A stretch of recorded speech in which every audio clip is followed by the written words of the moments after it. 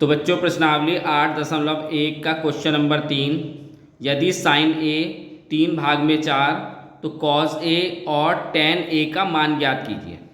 तो सबसे पहले हम क्या करेंगे, एक त्रिभुज बना लेंगे, उसमें साइन ए और कॉस ए जो साइन ए दे रखा है उसमें जो ये मान दे रखे हैं वो रख लेंगे पहले, फिर उसके बाद आप कॉस ए और टेन ए का मान निकालेंगे।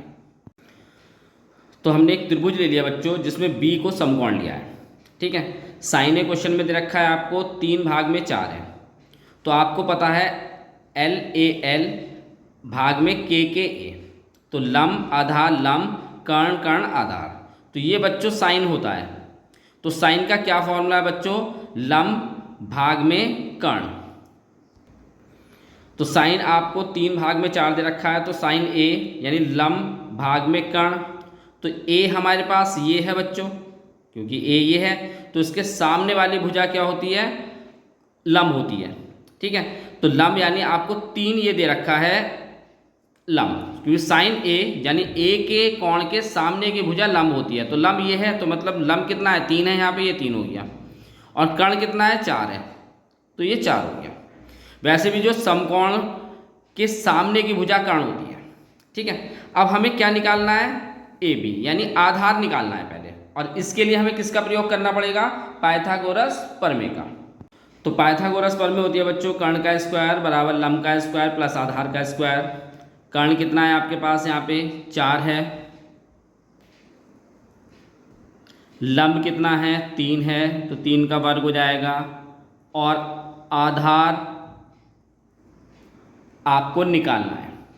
तो 3 का वर्ग होता है बच्चों 16, और 4 का वर्ग होता है 16, और 3 का वर्ग होता है 9, ठीक है। यहाँ तक समझ में आ ही रहा होगा आपको। अब हमें आधार निकालना है, तो इस 9 को यहाँ से बराबर के दूसरी तरफ लेके जाएंगे तो क्या हो जाएगा, ये माइनस में, क्योंकि इधर प्लस में है, तो ये 16 - 9 हो जाएगा आधार के स्क्वायर, ठीक है। हम इधर उधर भी लिख सकते हैं, कोई दिक्कत नहीं है, क्योंकि बराबर के इधर भी लिख सकते हैं, आधार को इधर लिख लेते हैं, इसको इधर लिख लेते हैं, कोई दिक्कत नहीं थी। अब हमें करना क्या है बच्चों, पहले 16 में से 9 घटा लेते हैं, तो आधार का स्क्वायर आएगा आपके पास कितना, 7। अब यहाँ से आप स्क्वायर यानी वर्ग हटाएंगे इसका, यानी वर्ग हटाएंगे तो दूसरी तरफ क्या हो जाता है, वर्गमूल यानी अंडर रूट चला जाता है, तो आधार बराबर आएगा आपके पास अंडर रूट में 7। तो आपके पास क्या हुआ, जो ए बी आई है यानी जो आधार आया है, क्योंकि ये तो आपके पास क्या है, लंब है, तो ये आधार ये है, तो आधार कितना आ गया, अंडर रूट में 7 आ गया। तो आधार कितना हो गया, अंडर रूट में 7 हो गया, ठीक है। अब बाकी जो उसने पूछ रखा है वो निकाल लेते हैं।